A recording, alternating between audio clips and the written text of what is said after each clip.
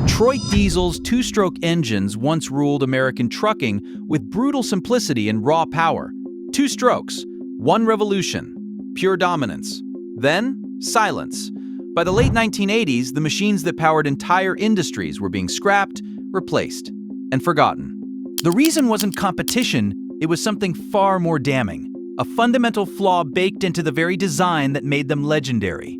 If you drove a truck, piloted a bus, or operated heavy machinery between the 1950s and 1980s, you knew the sound.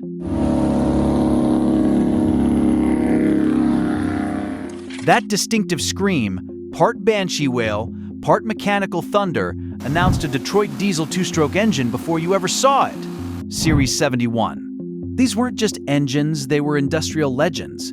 The power-to-weight ratio put four strokes to shame. Simplicity meant fewer parts to break. No delicate injection pumps like the competition. Just fuel, air, and compression, working together twice as fast. Here's what made them revolutionary. While traditional diesels needed 4 piston strokes to complete a power cycle, the two-stroke did it in 2. Intake and exhaust happened simultaneously through ports in the cylinder wall. A root blower forced fresh air in, pushing exhaust gases out. Then compression, injection, power. Every single revolution delivered a power stroke, double the frequency of any 4-stroke competitor. Truckers loved them. Mechanics appreciated the straightforward design. Military contracts poured in. From M4 Sherman tanks to landing craft, these engines powered America through World War II and beyond. By the 1970s, Detroit Diesel owned the heavy-duty market. But beneath that distinctive roar, a problem was building.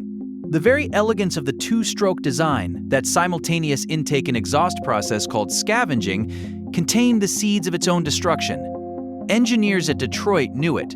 They'd known it since the beginning. The question wasn't if the design had limits. The question was when those limits would matter enough to kill the entire platform. That moment arrived in 1981, in a test lab most drivers never heard about. The results were devastating. Engines that had dominated for decades suddenly showed cracks that couldn't be repaired, only managed. And management wasn't enough. The fall had begun. But why? What specific flaws turned these kings of industry into obsolete relics in less than a decade? The answer starts with something deceptively simple. Fuel. Imagine pouring diesel directly into your exhaust pipe. Sounds insane, right? But that's essentially what happened inside every two-stroke diesel.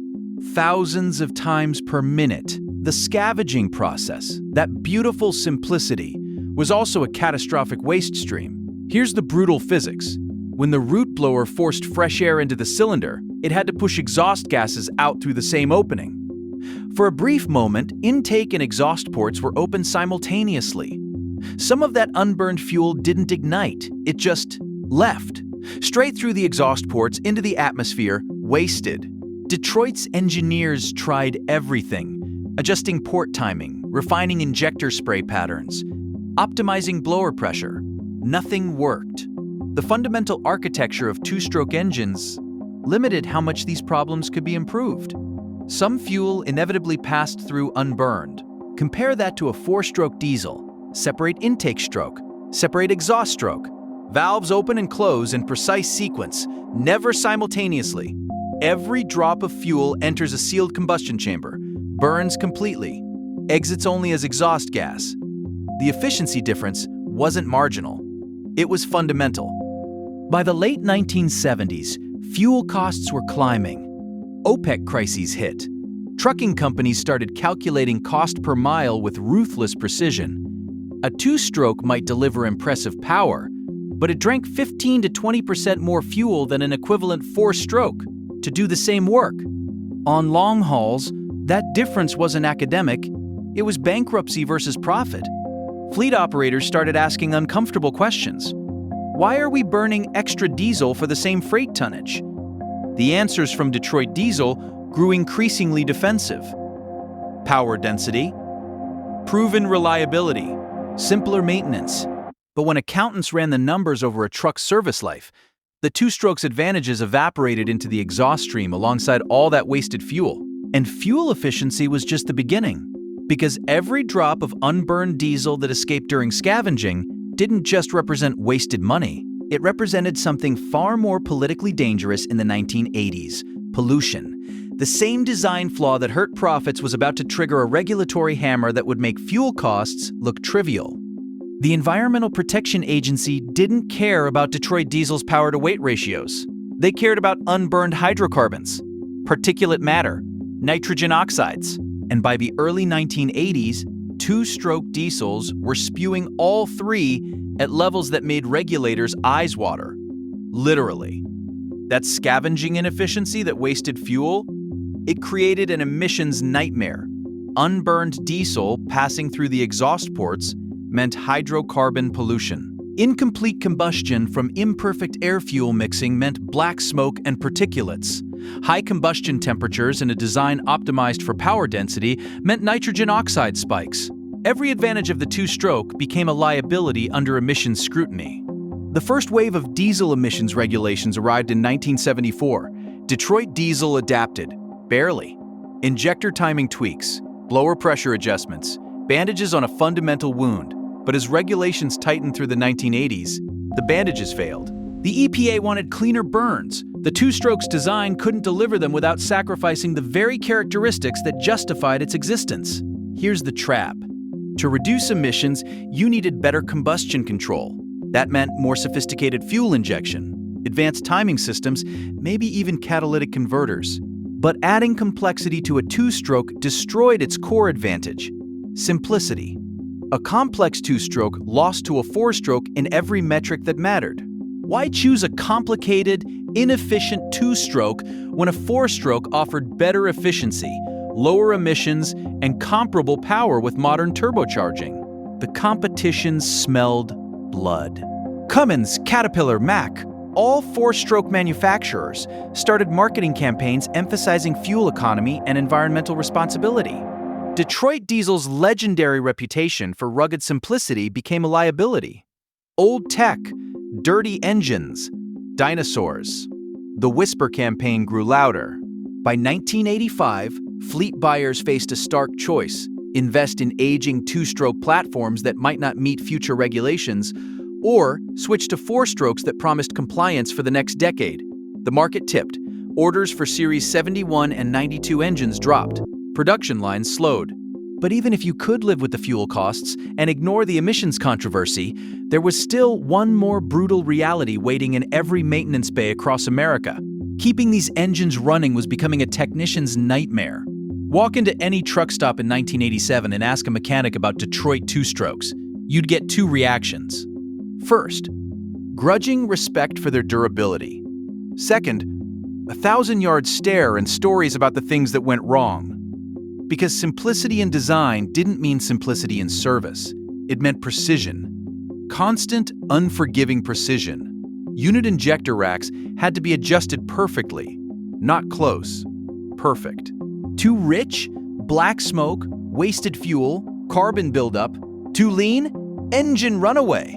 RPM spiking uncontrollably as the governor lost its grip. Mechanics dreaded that sound. The scream of an engine trying to destroy itself. Impossible to stop until it either seized or exploded. Injector calibration required skills four-stroke technicians didn't need. You couldn't just swap parts and go. Every injector needed individual adjustment to match cylinder conditions, compression ratios, and wear patterns. Get it wrong and the engine would shake itself apart from uneven firing. Get it really wrong and you'd need a new engine block. Then there was the root blower. That mechanical supercharger forcing air through the engine? It had to deliver exactly the right volume. Too much air meant uncombusted oxygen robbing power. Too little meant incomplete combustion, smoke, and thermal stress. Blower imbalance wasn't rare. It was inevitable with age. Fixing it required specialized tools, experience, and time, all expensive. And the airbox, the pressurized chamber feeding air to the cylinders, became a contamination magnet. Seal failures let debris in.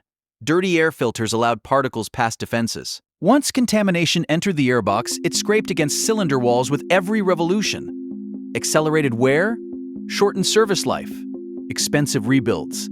Compare this to a modern four-stroke. Change the oil, replace filters, Adjust valves on schedule. Simpler preventive maintenance. Fewer catastrophic failure modes. When something broke, parts were standardized. Technicians didn't need Detroit-specific expertise. The labor costs alone started shifting fleet decisions. By the late 1980s, Detroit Diesel faced a brutal calculation. To keep two-strokes competitive, they'd need to redesign the fundamental architecture, essentially creating a new engine. But that would cost millions in R&D for a platform that was already losing market share to emissions regulations and fuel efficiency demands. Why invest in fixing a dying design when the market was moving on? The answer was obvious and devastating. In 1987, Detroit Diesel began phasing out two-stroke production. Not with fanfare, not with apologies, just quiet discontinuation. The Series 92 limped along until 1995 for specialty markets, marine applications, generators, niche industrial uses where emissions regulations didn't apply. But on American highways, the two-stroke diesel was finished. So what replaced these legendary engines? And why couldn't Detroit save them? 3 simultaneous failures. That's what killed the two-stroke diesel. Fuel efficiency that couldn't compete economically, emissions that couldn't meet regulations, maintenance complexity that couldn't justify itself against simpler alternatives. Any one of these problems might have been survivable. All 3 together? Impossible. By 1990, the verdict was final. Fleet buyers weren't choosing 2 strokes for new trucks. They were actively replacing existing units ahead of schedule to cut operating costs. The 4-stroke diesel won by solving every problem the 2-stroke created. Modern 4-strokes with turbochargers matched 2-stroke power density. Electronic fuel injection delivered precision the mechanical racks couldn't touch. Separate intake and exhaust cycles eliminated scavenging losses entirely. Better fuel economy, lower emissions, cleaner burns. Overhead camshafts and sophisticated valve timing gave engineers control that 2-stroke ports could never provide. When emissions regulations demanded catalytic converters and particulate filters, 4-strokes adapted. 2-strokes couldn't, not without becoming something they weren't. Detroit Diesel itself eventually surrendered. They didn't just phase out 2-strokes, they became a 4-stroke manufacturer. The Series 60, introduced in 1987, was Detroit's admission that the future belonged to 4-strokes. It went on to become one of the most successful heavy-duty engines ever built. Reliable, efficient, clean, everything the 2-strokes weren't. But here's the thing about legacy. Those distinctive Detroit 2-strokes didn't disappear entirely. Marine applications still use them. Emissions regulations don't reach offshore. Backup generators sit in basements ready for emergencies. Collectors restore vintage trucks, keeping Series 71S screaming at rallies. The sound survives, the nostalgia survives, even some of the engines survive, maintained by enthusiasts who remember when that mechanical whale meant American industrial dominance. What doesn't survive is the illusion that clever engineering alone wins markets. The 2-stroke diesel was brilliant, genuinely innovative for its era, but brilliance without adaptability is just expensive failure. The market didn't kill these engines out of spite or ignorance. It killed them because they couldn't evolve fast enough to meet changing demands. Fuel costs, environmental responsibility, maintenance economics. The world shifted, the 2-stroke didn't.